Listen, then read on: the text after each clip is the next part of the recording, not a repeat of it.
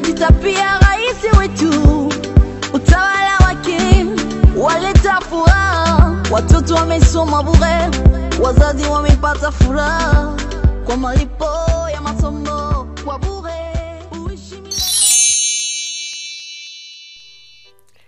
Avec Sepela TV, besoin coûte au Kima Banyongo exaté. Pour pas n'abisso nyongo ezalate, ça peut faire un mois que foutite, fouta 15 livres na autopélicio. Ça peut faire 6 mois que foutite, fouta 15 livres na autopélicio. Même plus de 1 an, ça c'est plus de 1 an, non, foutate au kanisi kozana nyonga makasi. Komi tungsate maman, komi tungsate papa. 15 livres à pamba pour rétablir service non. Et je te dis, on va na andako, on va pas bilinga, Sepela TV. La Gécamine, victime des lanceurs d'alerte, c'est le thème essentiel de point de presse organisé ce vendredi 3 janvier 2020 à l'hôtel Invest de la Presse par les avocats de la Gécamine par l'entremise du professeur Raphaël Nyabiringou, avocat de la dite entreprise minière qui a répondu aux questions des journalistes sur l'affaire 200 millions et règle les comptes à Georges Kapiamba. Suivez. Courir une peine d'une année de servitude pénale, est obligé d'en apporter aussitôt les témoignages aux autorités judiciaires et de la police judiciaire.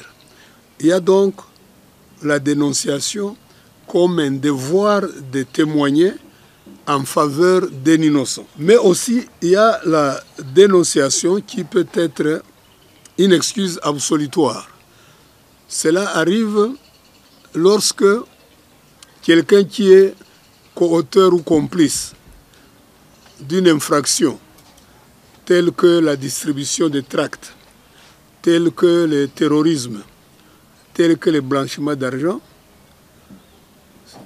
toute personne qui dénonce, qui se retire du groupe criminel pour dénoncer ses compères, la loi lui accorde ce qu'on appelle une excuse absolutoire, une exemption de la peine du fait d'avoir dénoncé les crimes et leurs auteurs.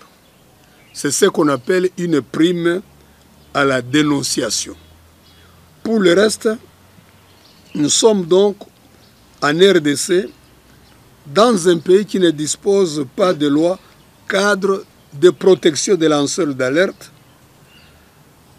et ceux-ci le deviennent sans trop savoir sur base de quel texte ni comment fonctionner, devenant ainsi des lanceurs d'alerte que j'appelle autoproclamés, marchant sur les œufs et ayant aucun remords à les écraser sur leur passage puissant et pesant. Cette activité de lanceurs d'alerte ainsi menée comporte des risques pour eux-mêmes et pour la société.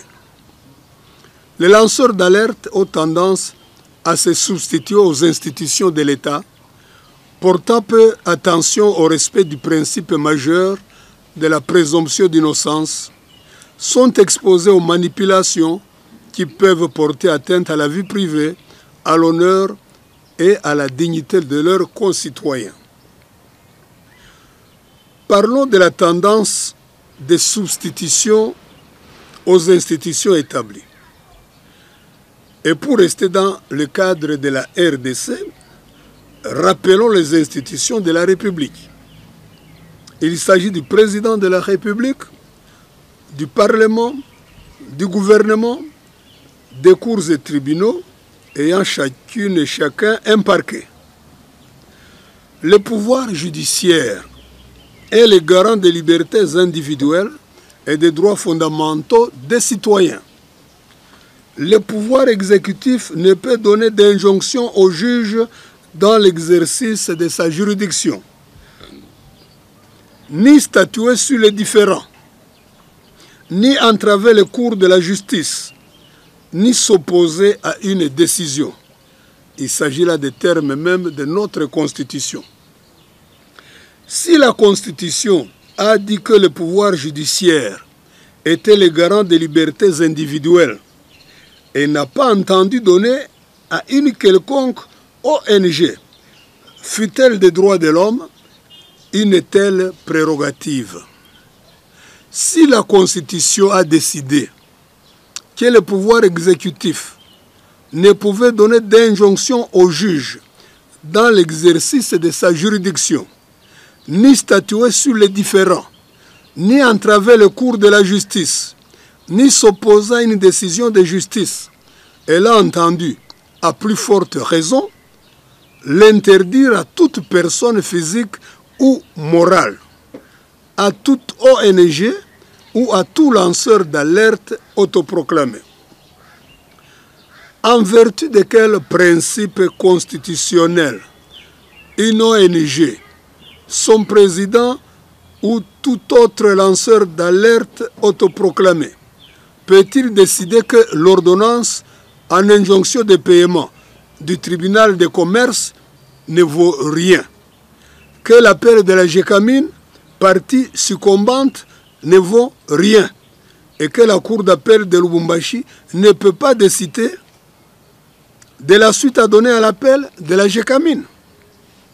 Comment ce qui relève exclusivement des cours et tribunaux par le fait de la Constitution congolaise, qui est soustrait à la compétence du pouvoir exécutif et du pouvoir législatif, peut-il se retrouver sous la dépendance d'une ONG, fût-elle des droits de l'homme?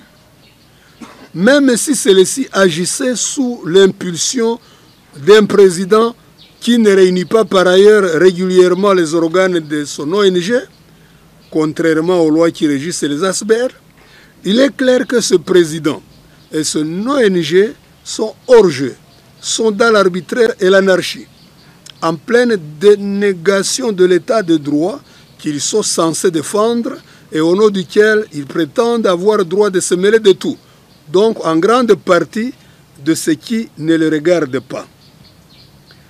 Les mêmes questionnements reviennent quand il s'agit de la procédure devant le parquet général près la cour d'appel de Kinshasa.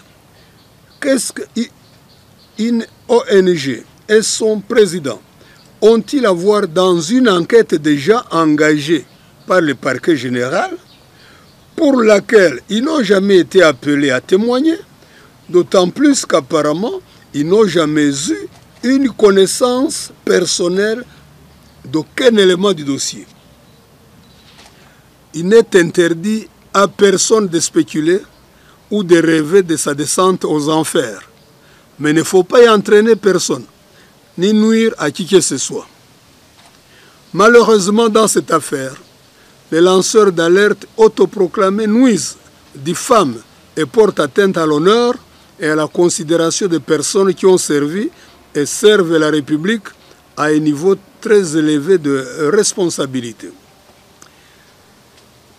Par leur comportement, ils portent aussi atteinte à un principe sacré de la procédure pénale, exigible dans tout procès équitable, à savoir le principe de la présomption d'innocence. Des dispositions pertinentes sont claires et disponibles sur l'importance de ce principe, à commencer par l'article 11.1 de la Déclaration universelle des droits de l'homme. Toute personne accusée d'un acte délictueux est présumée innocente jusqu'à ce que sa culpabilité ait été légalement établie au cours d'un procès public où toutes les garanties nécessaires à sa défense lui auront été assurées. De même, l'article 14.2 du Pacte international relatif aux droits civils et politiques, ratifié par la République démocratique du Congo, est explicite sur le principe de la présomption d'innocence. Toute personne accusée d'une infraction pénale est présumée innocente jusqu'à ce que sa culpabilité ait été légalement établie. Enfin, l'article 7.1 petit b de la Charte africaine des droits de l'homme et des peuples dispose comme suit: toute personne a droit à ce que sa cause soit entendue. Ce droit comprend le droit à la présomption d'innocence jusqu'à ce que sa culpabilité soit établie par une juridiction compétente. Lorsqu'un président d'une ONG des droits de l'homme, sans être procureur général, ni avoir droit à se substituer à lui, met en accusation des personnes dont la procédure pénale n'est qu'au stade de l'enquête, par ailleurs secrète, confidentielle et inquisitoire. Et cela plusieurs fois par jour, plusieurs jours par semaine et plusieurs semaines par mois, par voie audio et vidéo et par écrit. Faut-il les considérer comme respectueux du principe de présomption d'innocence que par ailleurs il est censé parfaitement connaître? Ne sommes-nous pas déjà en pleine violation d'un principe majeur des droits de l'homme? C'est notre devoir de nous poser des questions sur les motifs d'un tel activisme. Un activisme suspect, un activisme incompatible avec la défense des droits de l'homme, dont la présomption d'innocence, valable pour tous et respectable par tous, est une composante essentielle. En conclusion de mon introduction, je termine en disant que dans la démarche des lanceurs d'alerte, plusieurs violations du code pénal sont possibles.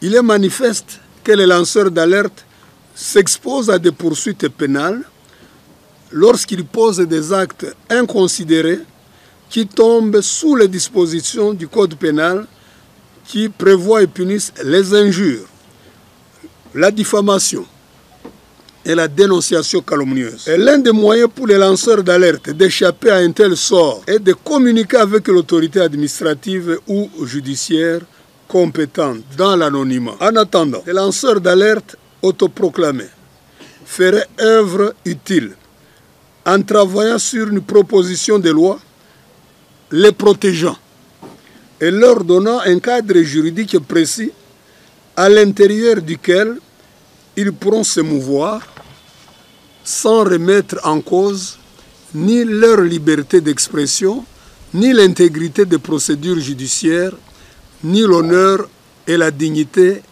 d'autrui. J'ai dit et je vous remercie. Pour à Georges Kapiamba, qui lui dit d'ailleurs qu'il a des preuves et il attend justement la plainte pour démontrer cette magouille. Qu'est-ce que vous en pensez? Lorsque les juges sont saisis d'une procédure judiciaire, il ne revient pas à chaque citoyen de s'ériger en juge pour trancher un litige. Il faut faire confiance à la justice de son pays. J'ai présenté en quelle qualité j'intervenais. J'ai bien dit que c'est en qualité d'avocat, des clients donc, qui m'ont contacté et pour lesquels je suis conseil. Et ce rôle, nous entendons bien sûr l'assumer. Mais quand on a saisi les juges, à quoi ça sert de continuer à spéculer pour savoir qui a tort, qui a raison? Mon président Chilombo, Félix Chilombo, najivunia rais wetu, najitapia rais wetu, utawala wake waleta furaha, watoto wamesoma bure, wazazi wamepata furaha kwa malipo ya masomo.